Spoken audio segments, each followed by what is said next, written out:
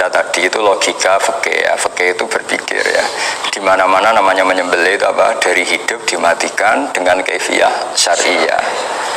Kaifiyah syariah ini tidak boleh kamu nyontohkan harus disembelih, keliru juga. Karena untuk hewan yang berat atau hewan liar cukup dipanah asal ma'an harad dama yang bisa mengalirkan apa?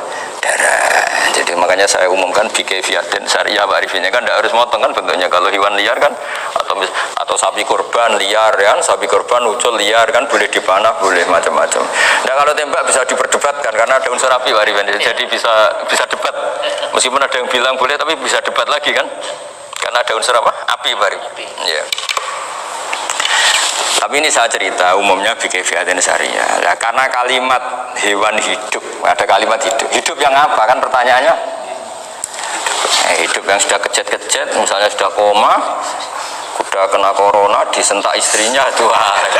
Apalagi ayamnya menyaksikan pasangannya diselingkuhi, wah itu sudah stroke itu dia. Nah itu. Makanya kalau orang suka macam-macam itu kayak ayam, makanya itu. Saya baca ya. Bismillahirrahmanirrahim. Wa'lam annahu yujadu fi ibaratihim hayatun mustaqirrah, hayatun mustamirrah, harakatu madhbuh. Wa yuqalu aisyu madhbuhin. Wal farqu bainaha annal hayata al mustaqirrah yakunu maha ibsarun bi ikhtiyarin wa nutqun bi ikhtiyarin wa harakatun ikhtiyariyah. Wal hayat al mustamirah ya allati tastamiru ila khurujir ruh minal jasad. Wa harakatul masbuh ya allati la yabqa maha ibsarun bi ikhtiyarin wa la nutqun bi ikhtiyarin wa la harakatu ikhtiyariyah.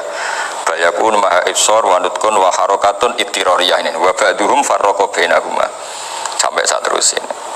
Jadi ini perbedaan-perbedaan pandangan ulama. Nah, Imam Malik itu mengabaikan semua istilah itu. Sing penting pas mbok sembelih iku kecelok urip, corong Jawa iku kecelok urip. Cek hayat mustaqirrah, cek ittirariyah, cek harakatu masbuh, pokoknya kecelok urip. Artinya kecelok urip bisa dibilang masih hidup. Karena kalau bisa dibilang masih hidup, kamu sembelih, tetap nanti rapat malaikat kira-kira gitu. Ini matinya karena apa? Karena kecelakaan. Oh, kalau kecelakaan 1 menit lagi matinya dong. Tapi kan matinya sekarang ya karena disembelih. Nah tadi saya bilang sebenarnya mazhab Syafi'i itu tidak seperti itu. Karena Imam Malik menghalalkan, biasanya penggemarnya lebih banyak di bab bangsa halal itu kan. Penggemarnya masih banyak. Tapi ya sudahlah, itu masih ahli sunnah karena salah satu dari mazhab. Tapi logikanya juga masuk. Jadi kita bukan sekedar taklid ke Imam Malik, tapi kalau kita ikhtiyat ikut Imam Syafi'i ya monggo, karena mungkin secara medis karena mengalami seperti itu mungkin tingkat kesehatannya apanya sudah ya sudah lah, yang penting makanya terus orang Jawa pinter, napi te jago ya halal, nak cilik enggak lah. Itu kan ibarat perdebatan antara kepiting sama yuyu. Yang menghalalkan kepiting itu mengharamkan yuyu. Tahu yuyu yang kecil di sawah ya? Tak tanya kenapa yuyu halal, karena amfibi Gus, bisa hidup di dua alam. Memangnya kepiting enggak? Oh beda. Ternyata beda maksudnya. Eman Gus kalau haram. Eman kan kalau yuyu haram kan nggak ngefek kan, kecil. Ini mufti kok. Oh udah kadang halal, udah kadang makan selama ini. Iya selama ini udah kadang makan itu. Makanya banyak kiai yang mengharamkan kepiting sebetulnya, tapi minoritas kan. Minoritas. Tapi yang mengharamkan yuyu mayoritas, wong kecil aja. Jadi kita ribet ikut siapa? Gitu. Kata siapa ahli fikih gak mikir untung rugi. Makanya saya ini bingung, jadi saya ini kan kiai ya, kiai betul, susah kadang jadi kiai. Sebagian guru saya itu mengharamkan kepiting. Nah kalau kayak dolan di daerah Juwono, Mas Nafis, daerah itu penghormatan tertinggi santri itu kalau nyugoi kiainya kepiting, karena itu makanan termahal. Bingung kan dia? Mau tidak makan itu kayaknya dipersiapkan betul Pak Riben. Udah ada effort ya. Warna nyari yang mahal kan. Mau makan itu sebagian guru kita mengharamkan. Akhirnya ya darurat tadi. Makan sekali kadarnya. Kalau saya habis 3 pasti israf. Kalau habis 1 prosedur hormat yang nyugui. Itu susahnya jadi kiai. Kalau kamu kan tidak kiai, mumpung gratis. Enaknya gak jadi kiai kan itu Mas. Pertimbangannya mumpung gratis. Sudah gitu masih mun dibutuh mawon, makai dibutuh mawon. Oh digawa tenan. Tapi sebetulnya ada sisi naif dari yang bilang halal tadi. Ketika yang bilang naif itu versinya, tapi ya nggak apa-apa, semoga dimaafkan Allah. Naifnya tadi, tapi saya tidak tapi itu masalah khilafiyah ya. Semoga yang mengatakan halal juga benar, karena punya perhitungan iman tadi. Tapi yang bilang halal itu tak tanya, Yuyu itu halal apa haram? Lucunya jawab haram semua. Yuyu bahasa Indonesia nggak ada ya kayaknya. Tidak tahu juga saya apa. Yang penting paham tapi Yuyu yang kecil itu. Yang kecil. Itu kalau diharamkan nggak ada yang protes ya? Nggak ada. Tapi kalau kepiting? Ini pakai model apa? Coba Pak. Kalau alasannya amfibi, Yuyu sama kepiting sama enggak? Kalau alasannya amfibi, hidup di 2 alam. Sama-sama. Kenapa kepiting jadi halal? Lebih bernilai. Ini juga mufti model baru. Mungkin mungkinnya menghalalkan itu. Iya makanya itu. Kan, jadi kayak tadi ayam jago tadi orangnya tak tanya akhirnya. Andekan yang kecelakaan itu ayam kecil. Kamu tanya saya enggak? Ya enggak, langsung tak buang. Kan langsung dibuang. Berhubung ayam besar. Eman kan. Tapi nurani aja sebetulnya protes. Nyembelih wis klekek-klekek terus. Kadang kan wis apa kejet-kejet itu sudah tunggu SOP dari Pak. Ya tapi apapun itu ini ilmu harus didengar ya supaya sampean tahu ya, ada hayat mustaqirroh, ada hayat mustamirroh, ada hayat ittiroriyah, paling enggak kita ngerti lah. Karena nanti di bab B ya nyun sewu di bab B itu ya nanti enggak sahnya karena apa? Tidak mutamawal. Misalnya saya punya utang sama Pak Arifin ayam jago, tak bayar dengan jago yang mengalami kehidupan sudah seperti itu, kan tidak sah. Meskipun itu hidup tapi sudah tidak hayat yang mustamir, tidak normal. Jadi ilmu itu apapun tidak cocok kita karena beda mazhab misalnya, tetap sebagai apa? Ilmu. Jadi jangan pernah anti ilmu meskipun kita tidak cocok. Dulu saya itu heran sama Abu Hanifah karena membolehkan merujuk wakaf. Wakaf itu kan nggak boleh ditarik kembali dalam mazhab Syafi'i dan hampir semua ulama bilang gitu. Tapi kalau kata Abu Hanifah, jika nazir yang nerima itu tidak sesuai rencana kita, keinginan kita, itu boleh narik kembali. Fa innal waqfa atiyatun makhdhah, kata beliau. Wakaf itu ya pemberian normal saja. Suatu saat ada peristiwa gini Pak Arifin ya, ada orang kaya raya mewakafkan tanah itu senilai kalau nggak salah itu 60 miliar. Singkat cerita beliau bermain apa gitu, bisnis apa itu bangkrut. Kemudian itu belum disertifikatkan wakaf. Kemudian nggak ada yang disawang coro Jawa, nggak ada yang dilihat, terus mau dibeli sama nyuwun sewu sampai yang mau beli yang mampu itu non muslim. Singkat cerita ada orang kaya muslim yang mau beli itu tapi ada problem karena itu wakaf. Tapi kalau nggak dibeli itu malah dibeli non muslim. Tanya saya, akhirnya saya jawab nggak apa-apa dibeli saja, ikuti mazhab Abu Hanifah. Karena kalau mazhab Syafi'i itu nggak sah semua pembeliannya. Tapi apa artinya mazhab kalau kita berpikir nggak sah, tapi yang jual melakukan? Nah itu yang nggak dipikirkan oleh orang-orang fikih yang di Menara Gading. Apa gunanya kita bilang nggak sah, tapi yang punya tanah tadi tetap menjual? Karena tidak mengindahkan hukum itu, mau apa? Makanya saya bilang bagi tentang Gus itu nggak ada kaulnya dalam mazhab Syafi'i. Saya bilang kamu mengharamkan itu tidak ada gunanya karena itu tetap dilakukan. Jadi kita pertimbangannya tidak itu, daripada dikuasai situ mendingan kita. Nah itu sisi-sisi fikih. Makanya ini kita ngaji fikih tidak segampang itu memberi fatwa karena pertimbangannya banyak Pak. Tidak hitam putih gitu maksud saya, ini cerita. Jadi nanti kamu ngerti. Jadi mau apa coba? Itu kan ibarat gini. Hukumnya kita ngajar perempuan itu masalah sebetulnya secara karena itu ajnabiyah. Tapi fakta mentoleransi li ajli ta'lim, karena untuk belajar gak apa-apa. Kalau sudah jadi fakta itu ribet. Dia maunya belajar sama kamu dan sekali kamu tidak mau belajar ke yang lain yang potensi menyesatkan. Jadi fakihnya bukan masalah nazar lagi, sudah penyelamatan. Ribet kan kalau sudah begitu. Saya Saya punya kenangan yang menurut saya itu harus jadi trauma. Siapapun harus jadi trauma. Ini cerita sedikit. Ini masih ngaji fikih pertimbangan. Ada orang tuh sangat khusyuk, sangat khusyuknya di rumahnya Pak Wafa itu nggak ada TV, nggak ada motor, nggak ada apa saja. Ketika anaknya berkembang agak dewasa, itu pertama naik motor itu ya utang jasa sama kawan-kawannya. Pertama dia ngelihat nikmati TV ya dari kawan-kawannya. Corong Jawa, mbek tanggane lah. Padahal orang tuanya ini protektif justru karena banyak tanggane sing nggak pati Islami lah. Ya mereka orang Islam tapi ya nggak sholat, nggak apa. Singkat cerita orang tuanya ini datang ke rumah saya nangis mari. Nangis Gus, sekarang saya ikrar bahwa mazhab Abah jenengan Kiai Nur Salim, mazhab bapak saya itu mazhab jenengan itu lebih hebat timbang mazhab kula. Nangis deh. Dulu saya itu agak menyalahkan Kiai Nur Salim jenengan karena longgar di rumah ada TV, ada motor ini. Terus dia cerita. Nah karena anaknya ini pertama bisa naik motor, untuk anak ABG ini kan jasa yang luar biasa. Karena dia butuh sekali bisa naik motor, dipinjemin. Akhirnya walhasil anaknya ini nyon saya merantau ke Jakarta kemana? Akhirnya lam yusolli wa lam yasum. Padahal anaknya ya kiai kampung. Terus tak ceritain. Terus akhirnya dia tanya, kenapa sih Gus jenengan sama Abah kok longgar gitu sama anak? Terus tak ceritain gini Pak Arifin. Menurut ilmu al-insan abdul ihsan, manusia itu budaknya kebaikan. Karena utang jasanya sama anak ini, ya dia akan inut anak ini. Sementara kenangannya Mbak jenengan Bu Amui tidak boleh. Dia baru ngakui ya Gus saya itu nyun sewu hanya khusyuk tapi kurang ilmu. Tadi dia hanya berdasar khusyuk. Bocah komen dulu TV kan pikirannya hanya gitu. Ini cerita ilmu, saya bukan menjustifikasi mana pun, ini kan cerita ilmu Mbak Arifin ya. Jadi semuanya itu ada hitung-hitungannya.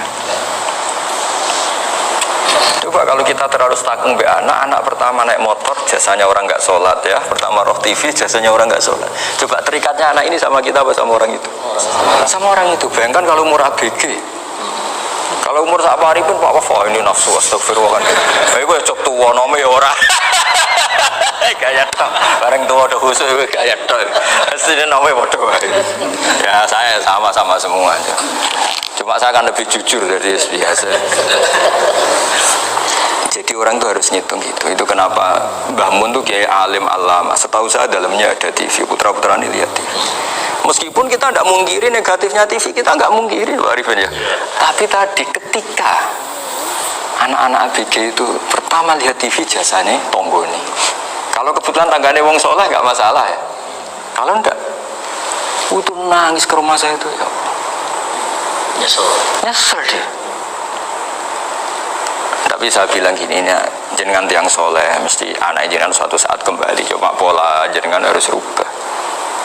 Ini hebatnya Nabi ketika Sayyidah Aisyah masih kecil, minta diperlihatkan Li'bul Habasyah. Itu ya diturutin kan masyhur itu.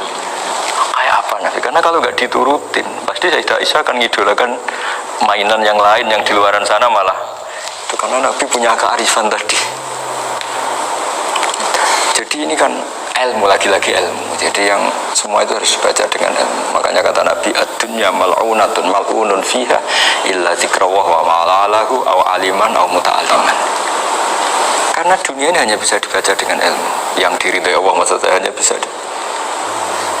Lalu saya itu banyak kenal menteri, kenal pejabat. Tapi saya tidak pernah melihat itu sebagai pejabat. Melihatnya itu orang yang ingin belajar agama. Karena sekali salah melihat, yang hidup itu tamaknya Pak Arifin. Yang hidup kan tamaknya. Saya kenal orang kaya kok melihat kayanya, yang hidup itu tamaknya, ingin dapat ini, dapat. Tapi kalau melihat itu sebagai hamba Allah yang ingin belajar, insya Allah kita selamat dari tamak. Meskipun kita ya manusia tidak sempurna. Setidaknya ketika dia lomo atau tidak lomo, nyalami template apa tidak ngefek, karena kita melihat ini mau belajar. Tapi kalau kamu didorong tamak, katanya orang kaya ternyata nggak tahu haknya kiai, ribet kan? Ribet. Ya kalau kamu punya santri cantik ya lihat itu sebagai santri kamu. Jangan melihat ini mau nggak sama saya, kalau enggak ya wah ya ribet kalau gitu. Ini anak-anak muda harus dilatih ikhlas, baru bahaya ini santri-santri sampean kalau nggak dilatih ikhlas ini bahaya. Karena ini belum punya penggemar pejabat, paling ya anak-anak yang ya tadi ABG. Jadi padahal Sarah kembali lagi Sarah itu membicarakan itu detail. Jadi ya makanya kenapa orang mati yang lahir langsung meninggal itu nggak wajib disolati. Alasannya fikih ya lucu, karena dikatakan sholat mayit di mana-mana mayit itu sabakohu hayatun, di mana-mana namanya mati itu terdahului oleh hidup. Nah ini nggak pernah hidup langsung mati. Jadi fikih itu ya kadang lucu, ya gitu aja alasannya.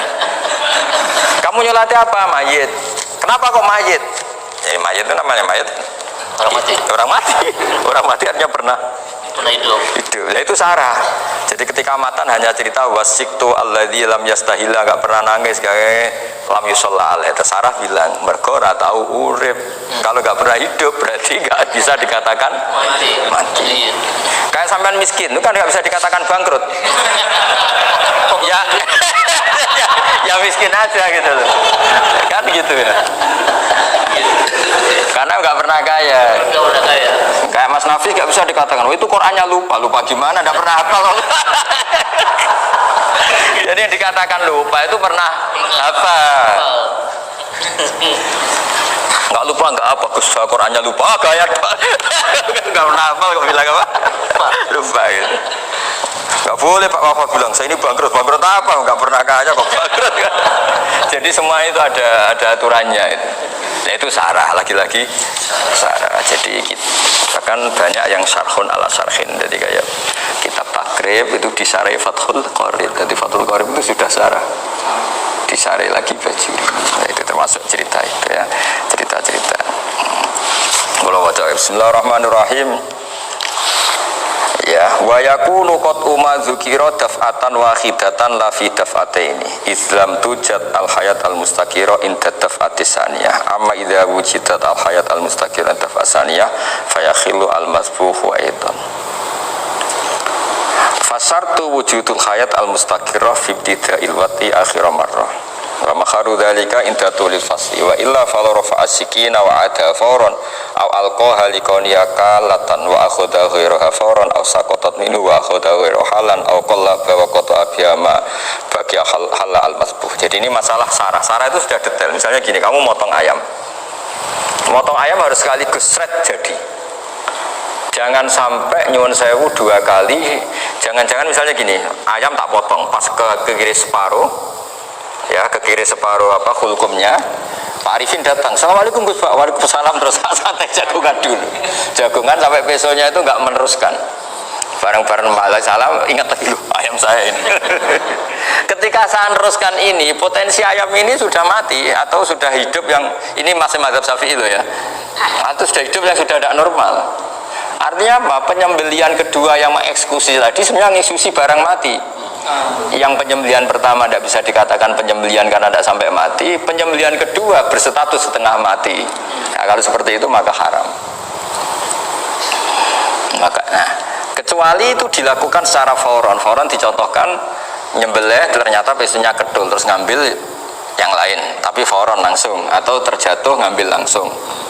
Ya, itu boleh karena ditoleransi. Tapi kalau kalam ajnabi kata dia mohon Pak Arifin seperti Pak Arifin alhamdulillah sehat jaminan mau rawuh cari ayamnya asem ini harus sebar ini orang ngabur jadi lah itu sarah, bicara sampai detail itu sarah. Jadi ada sekian kemungkinan jadi ya jadi termasuk yang diadakan apa. Nah, hayat mustaqirah itu batasnya yakunu maha ibsorun bi ikhtiarin wa nutkun bi ikhtiarin wa harakatun ikhtiyariyah. Hayat mustaqirah itu kalau dia betok-betok itu ya karena karepnya. Maksudnya gini, gamane cara roh pitik wedok engkek yo cek karepe dhewe. Cara dia melihat peso itu karepe ya masih lari. Jadi misalnya ada ayam. Ayam kita sembelih baru luka sedikit. Belum sampai andekan dibiarin ya mungkin suatu saat sembuh luka terus melihat kamu lari ketakutan karena kamu dianggap gladiator killer lah itu berarti punya hayat mustaqirah. Tapi sudah kalau kamu sembelih karek ngeriwit roh kue serawedi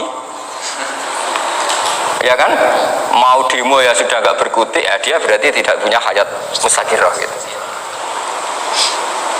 ya batasannya itu joro. Nah dalam mazhab Syafi'i syarat sahnya penyembelihan harus hewan itu punya hayat mustaqirah. ini sarah ya, jadi sarah itu lebih jelimet. Nah makanya kenapa tidak boleh nyembelih pakai yang tumpul Mas Nafis, takutnya ayamnya itu ngalami dohtoh kok ditekek. Misalnya sama nyembelih pakai peso tumpul, ini gini ketekek kabeh takut kan dia misalnya ayamnya jantungan, roh peso wis setruk kan, udah gitu ketekek. Nah itu mati dulu pasti itu. Siksa. Jadi pas diongok-ongok dia sudah mati. Jadi nanti kalau di akhirat sebetulnya saya sudah mati loh, ngawur ya. Wah apalagi nganggo keris naga sosro, wah itu sudah gereng sakti kan diginikin tok sudah mati kan. Makanya bahaya nyembelih pakai keris-keris sakti karena sebelum terpotong sudah mati saking saksinya apa keris itu misalnya gitu. Baru nempel. Makanya nanti suatu saat ada pertanyaan ini, boleh enggak nyembelih ayam orang yang rainya itu sangat, wah itu haram, kena, oh itu mesti mati dulu. Kumisen tatonan apa iya kayak algojo, ayamnya jenis apa stroke ya? Jenis penakut, pas mau disembelih gitu udah mati. Jadi hati-hati ya nyembelih ayam. Jadi kalau orang kampung Pak Arifin ya, orang kampung mudin kampung, mungkin kalau orang kota sudah nyuwun sewu gak peduli. Kalau orang kampung itu apa itu Pak Arifin, kalau nyembelih jago itu sampai apa itu ilatnya dikeluarin dulu. Oh iya apa ya? Iya karena takutnya katanya beberapa yang kaget itu kelek apa? Ketelan. Iya ketelan ya. Itu ya ada kearifan gitu, tapi ya terlalu ya menyiksa ayam. Tapi memang potensi katanya Pak Arifin, katanya yang ahli-ahli itu ya. Jadi kalau dia jago ya mau disembelih, saking takutnya itu. Kalau orang Jawa kalau takut kan yang ngelek idu ya.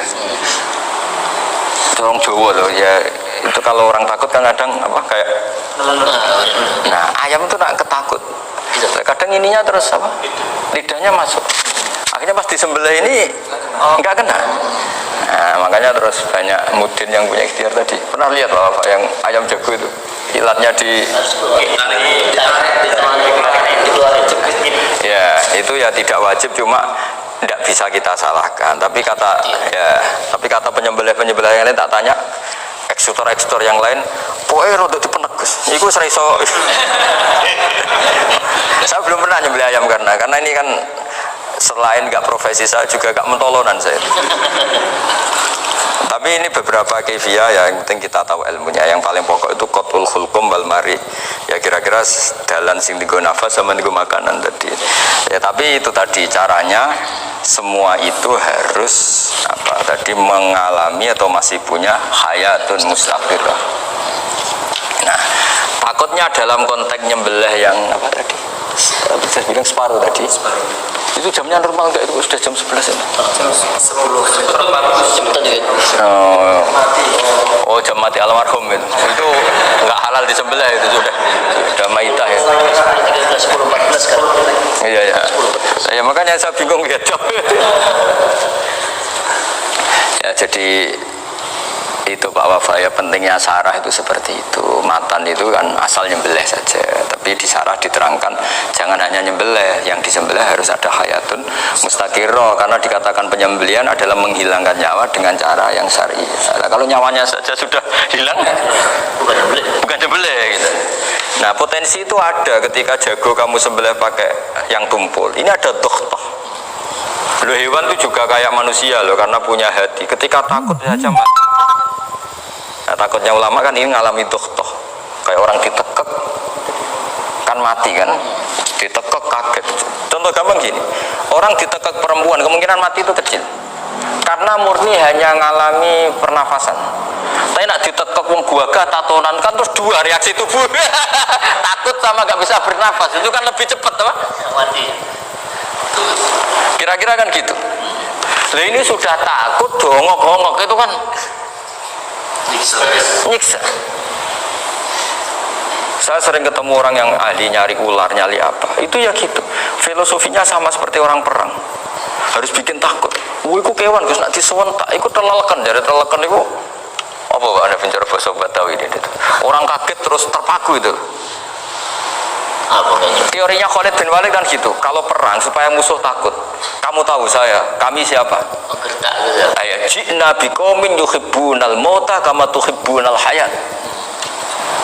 Kita ini bawa pasukan yang mereka mencintai mati kayak kalian mencintai hidup.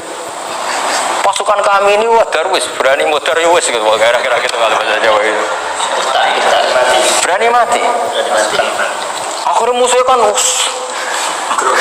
nah, di antara syaratnya perang kan gitu, harus bikin musuh itu takut, Ya. gemeter. Nah telelekan itu gampang gitu loh. Telelekan itu pokoknya tadi loh Pak Arifin, kepaku tadi. Nah, agak berkutik. Paham ya? Nah jangan-jangan ayam yang kita sembelih mau wis wedi dionggo-onggo mati duluan gitu. Nah, makanya terus kata musannaf kalau bisa itu wa yakunu madzukira bidafatin wahidah. Kali itu usahakan sekali jadi. Tapi itu bukan berarti syarat sahnya harus sekali jadi. Kira-kira karena tadi gak kebayang kan kalau baru separuh tak Assalamualaikum Gus Pak, Waalaikumsalam Pak Arifin, sebuti kabarnya. Baru itu terus ingat, diteruskan lagi, kemungkinan ini sudah mati apa? Nah makanya ya tapi lagi-lagi ini sarah ya, tak baca Bismillahirrahmanirrahim wa yakunu qad umadzukira daf'atan wahidatan la fi daf'ataini fa innahu yahrumul masbuh hina idin. Kalau dua kali, tapi dua kali maksudnya yang satu kali ini mengakibatkan kematian, dikatakan penyembelian belum sempurna, dikatakan hidup toh nanti pasti mati, berarti tidak mengalami hayatun mustaqirrah. Paham ya? Jadi ini semoga dapat barokah dari para ulama. Jadi saya mohon nanti Pak Wafa, Pak Muntaha, teman-teman jangan hanya baca matan ya, pada level alim itu harus baca syarah, karena matan itu nyuwun sewu tidak cukup untuk menjawab sekian kemungkinan. Nah, syarah itu sono fardul masalah. Ya Pak Arifin ya, mengandaikan masalah meskipun belum terjadi ya pengandaian, sehingga nanti kalau terjadi kalau militer itu apa? A, B ya, alternatif gimana? Kalau strategi itu ada sekian A, B, C. Kalau A gagal B sudah siap militer. Jadi kalau masuk surga pintu satu gak bisa itu kedua sembrono. Pergi Al-Fatihah. Bismillahirrahmanirrahim. Shiratal mustaqim shiratal ladzina an'amta 'alaihim ghairil maghdubi 'alaihim waladdallin. Pun guys, barokah.